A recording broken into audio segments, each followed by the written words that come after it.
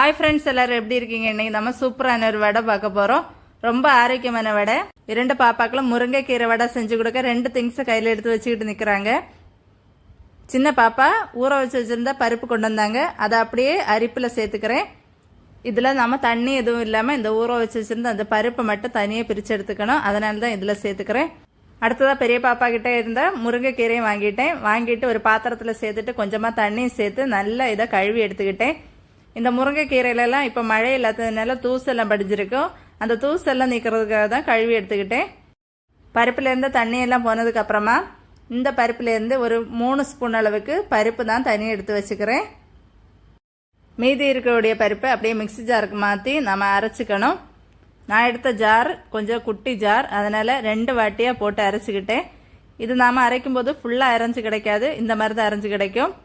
2வது வாட்டி பருப்பு கூட 2 வற்றல் மிளகாய், கொஞ்சமாக கறிவேப்பிலை, 1 ஸ்பூன் அளவுக்கு சோம்பு, இவ்வளவு சேர்த்து நான் அரைச்சிக்கிட்டேன்.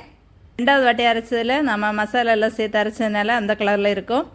அதுக்கப்புறமா நான் முருங்கைக்கீரை சாப் பண்ணி வச்சுருந்தேன், அந்த முருங்கைக்கீரை சேர்த்துக்கிட்டேன்.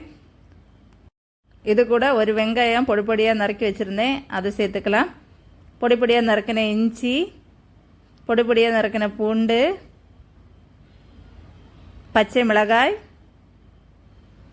ஆமாம் ஏற்கனவே எடுத்து வச்சுருந்த அந்த பருப்பு, கொஞ்சமாக பெருங்காயத்தூள், தேவையான அளவு உப்பு, 1/4 ஸ்பூன் அளவுக்கு மஞ்சள் தூள், 1/4 ஸ்பூன் அளவுக்கு மிளகுத்தூள், இவ்வளோ சேர்த்துட்டு நல்லா கையால் நல்லா பிசைஞ்சு எடுத்துக்கலாம்.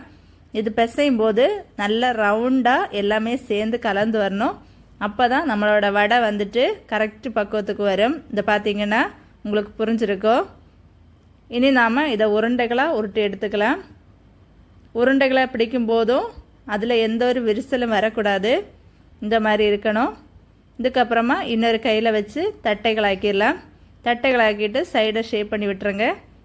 இனி நாம் எண்ணெய் சூடு பண்ண வைக்கலாம். எண்ணெய் சூடாகிட்டுருக்கு. எண்ணெய் சூடாகிற நேரத்தில் இது நம்ம உருண்டைகளாக பிடிச்சி தட்டைகளாக்கி வச்சிடலாம். அப்போ நமக்கு ஈஸியாக இருக்கும். நான் தட்டைகளாக இதை செய்கிறது பார்த்துட்டு என்னோட பாப்பாக்களும் ஓடி வந்துட்டாங்க. நாங்களும் செய்கிறோன்னு. அவங்க 2 பேரும் உருண்டைகளாக உருட்டி எடுத்துகிட்டு பிளேட்டில் வச்சு அடித்து துவைச்சிட்டாங்க. எண்ணெய் நல்லா சூடாக இருந்துமே எண்ணெய்க்குள்ளாடி 1 பை 1 சேர்த்துடலாம். எண்ணெயில் இந்த வடையை சேர்த்ததுக்கு அப்புறமா அடுப்பு வந்துட்டு லோ ஃப்ளேமில் வச்சுக்கோங்க. அடுப்பு எதுக்கு லோ ஃப்ளேமில் வைக்கிறோன்னா, இந்த முருங்கைக்கீரை வந்துட்டு சீக்கிரமாக வந்துடும். அதில் நாம் சேர்த்துருக்க பருப்பு வேகிறதுக்கு டைம் எடுக்கும். ஃபுல்லாக எல்லாமே உள்ளாடி நல்லா வெந்து வரணுன்னா அடுப்பு லோ ஃப்ளேமில் வச்சு வேக வச்சோன்னா சூப்பராக மொறுன்னு நல்லா பொரிஞ்சு வரும். நம்மளோட வடை ரொம்ப சூப்பராக பொரிஞ்சு வந்துருச்சு. இப்போ நாம் எண்ணெயிலேருந்து எடுத்துடலாம். மீதி இருக்கோட வடைகளை இந்த மாதிரி செஞ்சு எடுத்துக்கோங்க. ஃப்ரெண்ட்ஸ், உண்மையிலே இந்த வடை ரொம்ப சூப்பராக இருந்துச்சு ஃப்ரெண்ட்ஸ். இப்போ நாம் நம்மளோட பாப்பாக்களுக்கு கொடுத்து டேஸ்ட் பார்க்க சொல்லலாம். பாப்பாக்களும் ரொம்ப விரும்பி சாப்பிட்டாங்க. நல்லா இருக்குன்னு வேற கமெண்டில் சொல்லிட்டாங்க. என் வாயிலையும் கொஞ்சம் கொடுத்தாங்க, நானுமே சாப்பிட்டேன். ரொம்ப நல்லா இருந்துச்சு ஃப்ரெண்ட்ஸ்.